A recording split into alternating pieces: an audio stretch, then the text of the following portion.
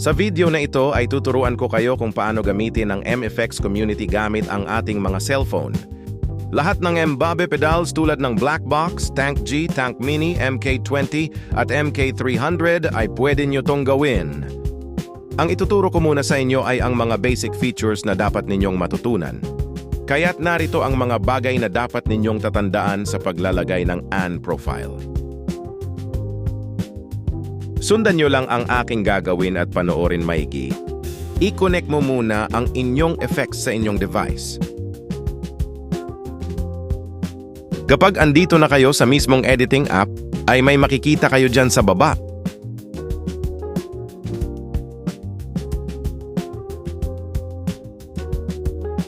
Kapag andito na kayo sa mismong MFX Community, ay may makikita kayo dyan sa itaas. Dito kayo pipili ng gusto nyong ilagay kung ito ba ay amp, cab, pedal o full rig. Naipakita ko na rin sa inyo kanina ang mga dapat ninyo tatandaan. Unahin muna natin ilagay ang amp.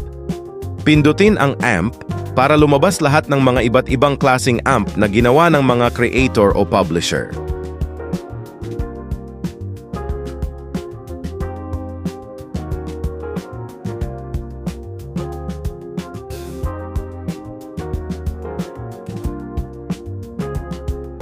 Pwede rin tayo mag-search ng mga iba't ibang klaseng amp na gusto natin.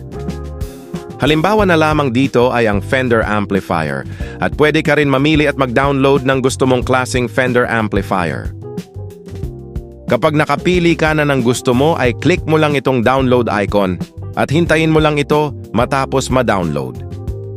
Kapag may lumabas na ganito sa inyong screen ay pindutin ang amp dahil amp ang ating dinownload at ilalagay.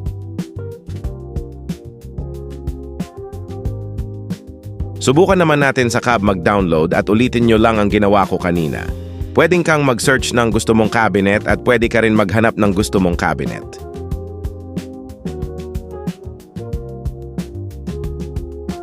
Hanap muna tayo dito ng Marshall cab na gagawin nating example.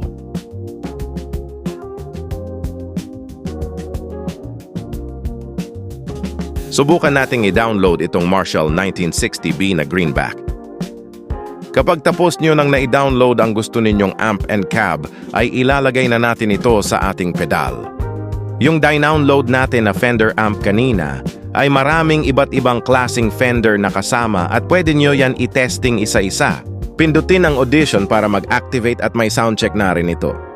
Habang sina-soundcheck nyo ito, ay pwede nyo ring i-adjust ang level ng gain at level ng amp bass sa gusto ninyo. Kapag okay na kayo sa timpla ng gain at level ninyo, ay pindutin ang Save to Device sa taas upang mailagay na ito sa inyong pedal. Pindutin ang position sa baba para makapili ka kung saan mo gusto ilagay yung dinownload mo na amp. Kapag nakapili ka na ay pwede mo ring palitan ng pangalan ng amp na ilalagay mo.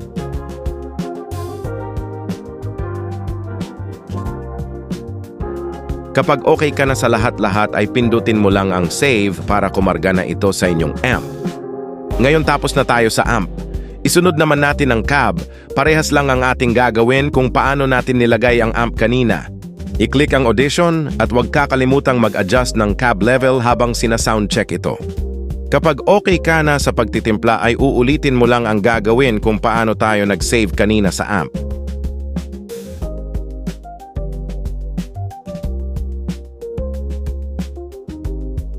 Kapag nailagay nyo na ang amp and cab ay huwag kakalimutang i-check ito sa inyong parameter or mismong pedal.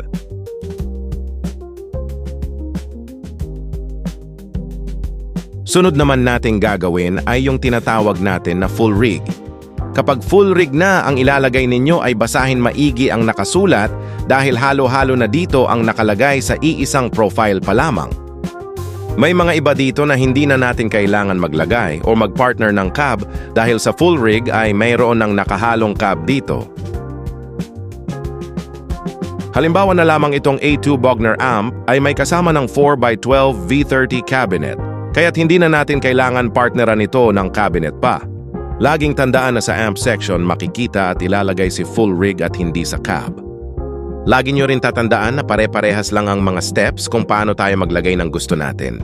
Kapag gumamit tayo ng full rig at nagpartner pa tayo ng cab, ay magiging sabog na ang tunog natin. Dito naman ay tuturuan ko kayo kung paano i-delete ang mga dina-download natin. Pindutin mo lang itong edit sa gilid at pwedeng ka rin mamili na gusto mong i-delete sa pamamagitan ng pag-check sa small box sa gilid. Kung gusto mong i-delete lahat sa isang click lang ay pindutin mo lang itong check all. Pindutin ang delete check sa tabi nito upang ma-delete ito. Dito na nagtatapos ang ating video. Sana may natutunan kayo kung paano gumamit ng MFX Community. At syempre huwag kakalimutang mag-follow sa aking mga social platforms for more tutorial videos.